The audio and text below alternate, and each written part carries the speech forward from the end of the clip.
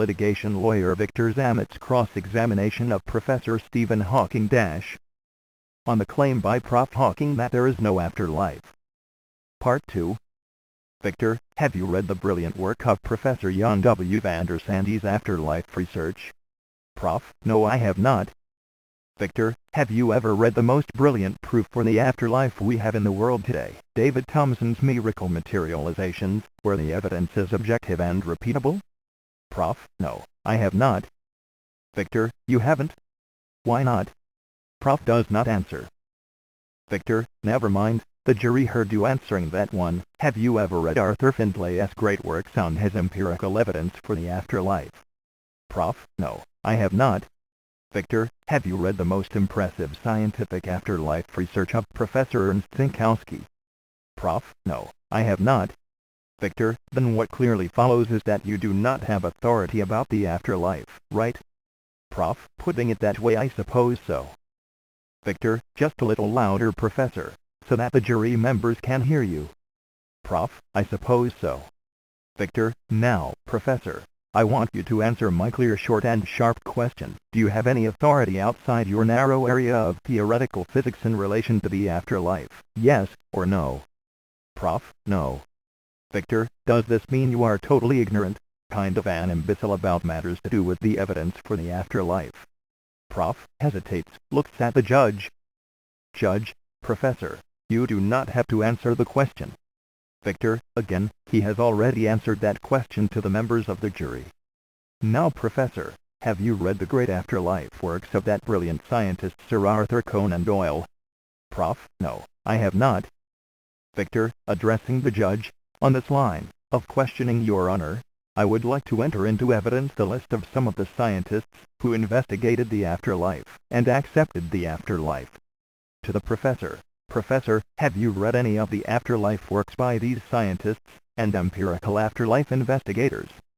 Dr. Peter Bander, Dr. Robert Krukl, Professor John Bokras, John Logid Bayard, Professor Arthur Ellison, Dr. Peter Fenwick, Professor Festa, Dr. Edith Fiore, Professor David Fontana, Dr. Amit Goswami, Professor Gustav Jelly, Professor Ivor Grotten-Guinness, Professor Stanislav Grof, Dr. Arthur Girdham, Dr. Glenn Hamilton, Professor Charles Habgood, Professor Sylvia Hartright, Professor James Hyslop, Professor William James, Dr. Elizabeth Kubler-Ross, Drs. Jeff and Joe DeLong, Afterlife investigator Mark Macy, engineers/physics, George Meek, Dr. Raymond Moody, Dr. Melvin Morse, Dr. Morris Northerton, Dr. Carlos Ozis, Dr. Peter Ramster, psychologist, Edward C. Randall, lawyer, Dr. Konstantin Radov, Drs. J.B. and Louisa Rhine, Nobel laureate Professor Charles Richet, Dr. Kenneth Ring, Dr. Aubrey Rose, Professor Archie Roy, left, Dr. Michael Sabom, Dr. Hans Scher, Professor Marilyn Schlett, Dr. Rupert Sheldrake, Judge Dean Sheward, Dr. Ian Stevenson, Dr. Claude Swanson, Dr. Emanuel Swedenborg, Professor Jessica Utz, Dr. Pim Van Lommel, Professor J.W. Crawford, Professor Wadhams, Professor Alfred Wallace, Dr. Helen Wambach, Dr. Carla Wickland, Dr. Carla Wills Brandon. Dr. Julie Bichel read any of these substantive scientists' afterlife work?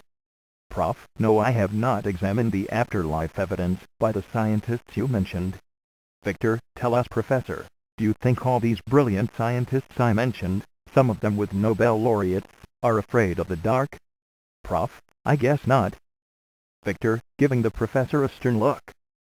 Prof. No, they are not afraid of the dark. Victor, and without investigating the works of these scientists, without investigating the evidence, without having read anything about the afterlife, you stated there is no afterlife, right? Prof. I guess so. Victor, that's not very intelligent, is it, Professor? Prof. No, it's not. Victor, so, when you said there is no afterlife, did you say that as a scientist? Prof. No, not as a scientist. Victor, then as a layperson? Prof. Yes, as a layperson. Victor, as an afterlife uninformed layperson. Prof. No answer. Victor, Your Honor. Judge, yes, Professor, you must answer the question. Prof. Yes, as an uninformed layperson. Victor, good. Nothing wrong with being honest occasionally. Objection by Prof. Lawyer. Yes, I withdraw that remark. You do make a distinction between being intelligent in a narrow area of your science, and that you may not be so intelligent, and not informed and read about afterlife matters. Right? Prof. I guess so, yes, right. Victor, now Professor, you conceded you have not read anything about the afterlife. You conceded you never read any of the works of the scientists I mentioned.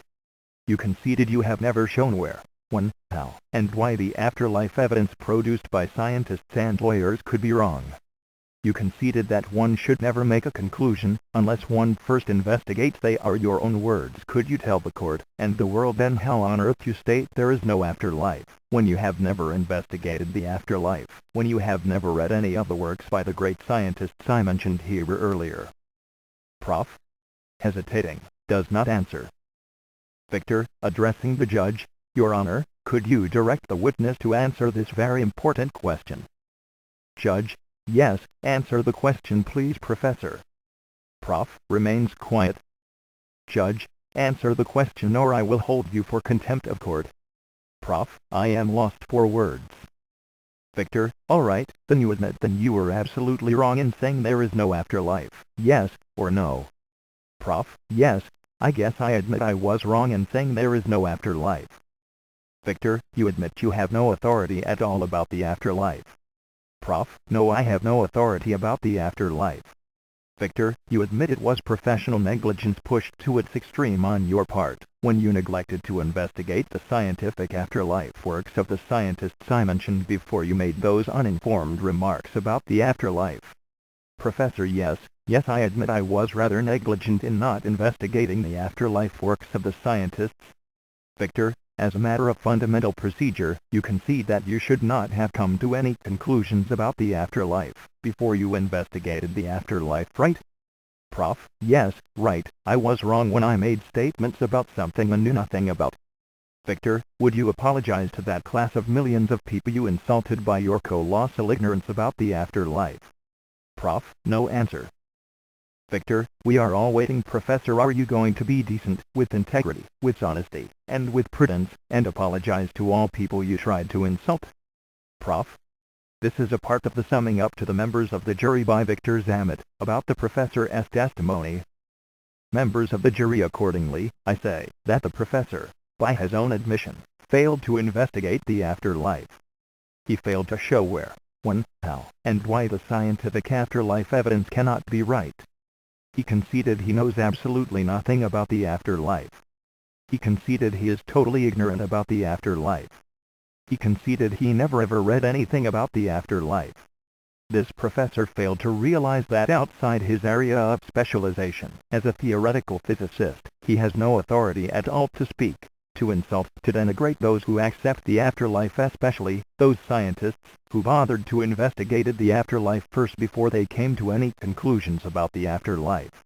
This professor wrongly assumed that he is omniscient, he's all-knowing and infallible.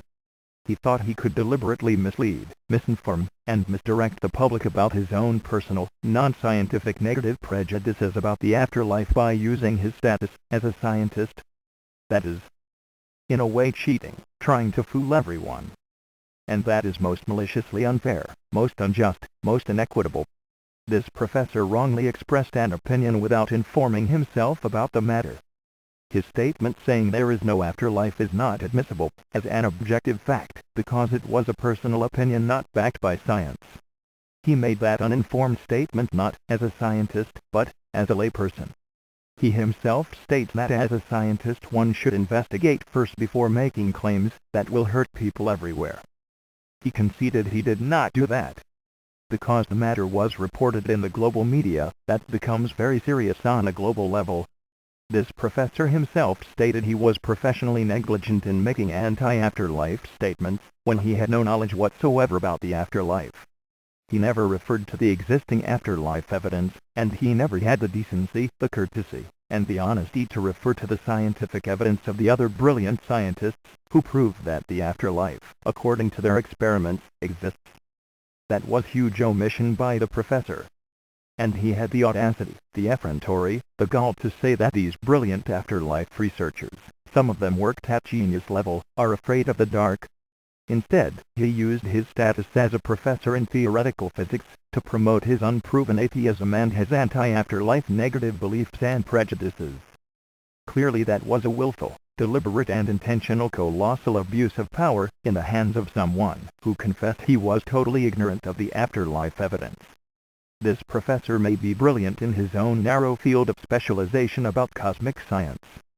But today here before you he is not here as a scientist. He is here as a layperson about his uninformed statement which received wide media attention, that there is no afterlife. But the huge problem is that many people would not be able to separate his science from his negative beliefs. That metaphorically means he has led millions into confusion and darkness.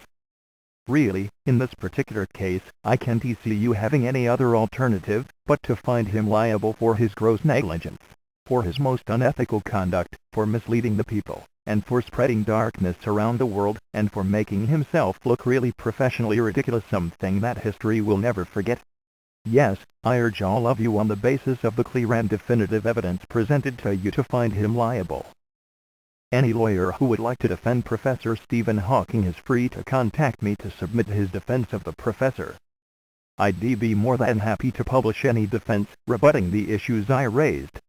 A lawyer presents the case for the afterlife. http://www.victorzamet.com